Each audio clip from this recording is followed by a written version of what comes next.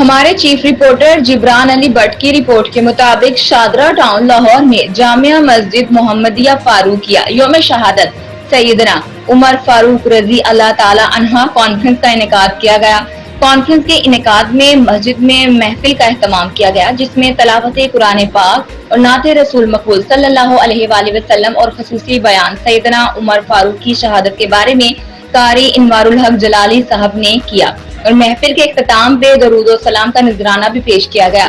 اور ملک پاکستان کی حفاظت کے لیے دعائیں بھی کی گئیں، جس میں اہل علاقہ نے بھرپور تعداد میں شرکت کی۔ محفل کی سرپرستی چودھری فرخ رفیق اور زیر نگرانی جبران علی بٹ صاحب نے کی۔ محفل کے اختتام میں لنگر کا بھرپور انتظام کیا گیا۔ یہ بات کہ کوئی مومن میرے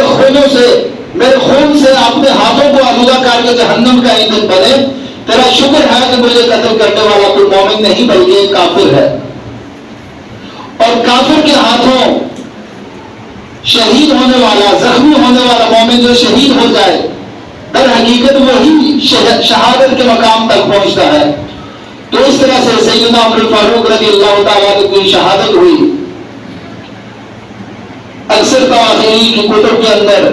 جو حضرت عمر فاروق رضی اللہ تعالیٰ کا دن مذکور ہے، موجود ہے، وہ ہے یکم محرم الحرام، یوم شہادت امیر المومنین عمر بن خطاب رضی اللہ تعالیٰ عنہ۔ اسی سلسلے میں آج کی اس محفل کا یہ سلسلہ انعقاد پذیر ہوئی تاکہ سلام عقیدت پیش کیا جائے حضور کے یاروں کو جو دنیا میں بھی ساتھ رہے، قبر میں بھی ساتھ ہیں، اور کتنی بڑی سعادت کی بات ہے جب آپ کا وصال کا وقت آیا، آپ نے اپنے بیٹے عبداللہ بن عمر رضی اللہ تعالیٰ عنہ سے ارشاد فرمایا کہ آپ جاؤ اماں عائشہ صدیقہ رضی اللہ تعالیٰ عنہ کے پاس،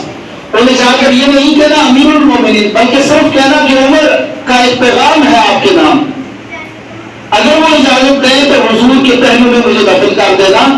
اگر اجازت نہ ملے تو مجھے جنت البقیع میں دفن کر دینا۔ جب اجازت لی اماں عائشہ صدیقہ رضی اللہ تعالیٰ عنہ سے،